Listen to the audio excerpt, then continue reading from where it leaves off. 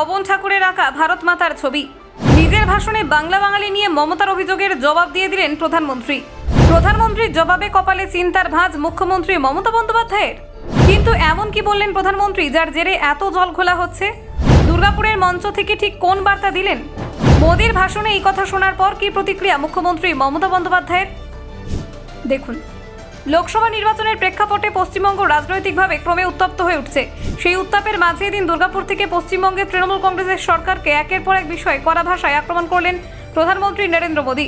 জনসভা থেকে মোদী অভিযোগ করেন, রাজ্যে বেআইনি অনুপ্রবেশকারীদের মদত দিচ্ছে রাজ্য প্রশাসন, যা দেশের নিরাপত্তা ও সংস্কৃতির পক্ষে অত্যন্ত ক্ষতিকর। শুধু তাই নয়, তিনি সরাসরি বলেন, যারা বাংলা ও ভারতের বিরুদ্ধে ষড়যন্ত্র করছে তাদের বিরুদ্ধে কঠোর পদক্ষেপ নেওয়া হবে এবং বিজেপি বাংলার সংস্কৃতি, সম্মান ও ভাষার সুরক্ষা নিশ্চিত করবেই। প্রধানমন্ত্রীর মূল অভিযোগের কেন্দ্রবিন্দু ছিল সীমান্তবর্তী এলাকায় বেআইনি অনুপ্রবেশ।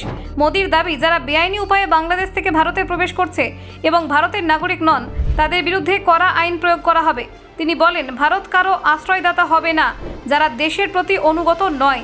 পশ্চিমবঙ্গে এই ধরনের প্রবণতা দিনের পর দিন বেড়ে চলেছে, যা অত্যন্ত উদ্বেগজনক।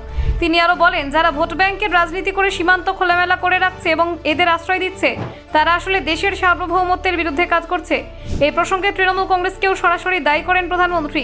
বিগত কিছুদিনে রাজ্যে ঘটে যাওয়া একাধিক চাঞ্চল্যকর ঘটনায় রাজ্য সরকারের ভূমিকা নিয়ে প্রশ্ন তোলেন প্রধানমন্ত্রী। বিশেষ করে আরজিকর মেডিকেল কলেজ ও হাসপাতালে এক শিক্ষানবিশ চিকিৎসকের অস্বাভাবিক মৃত্যুর ঘটনাকে কেন্দ্র করে রাজ্যের আইন শৃঙ্খলা পরিস্থিতি নিয়ে কড়া সমালোচনা করেন তিনি।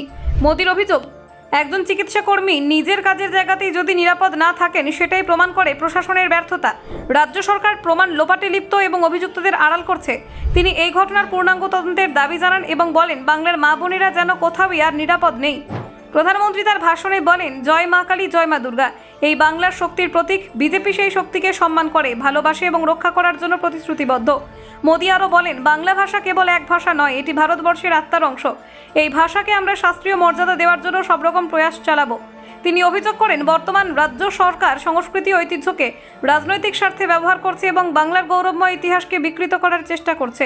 মোদী আশ্বাস দেন, বিজেপির বাংলার ঐতিহ্যকে দেশ বিদেশে তুলে ধরবে এবং বাংলা ভাষার গৌরব ফিরিয়ে আনবে। রাজ্যের শিল্পনীতি ও আর্থিক পরিস্থিতি নিয়ে বক্তব্য রাখেন মোদী। তার কথায়, আজ বাংলার শিল্পপতিরা বিনিয়োগ করতে ভয় পাচ্ছেন। তৃণমূল সরকারের দুর্নীতি, তোলা আদায় এবং প্রশাসনিক ব্যর্থতার কারণে চাকরির সুযোগ কমে যাচ্ছে। এই সরকার গরিবের টাকা আত্মসাৎ করছে, কাটমানি আদায় করছে এবং যুব সমাজকে ভবিষ্যৎহীন করে তুলছে। প্রধানমন্ত্রীর মন্তব্যের কড়া জবাব দিয়েছেন মুখ্যমন্ত্রী মমতা বন্দ্যোপাধ্যায়।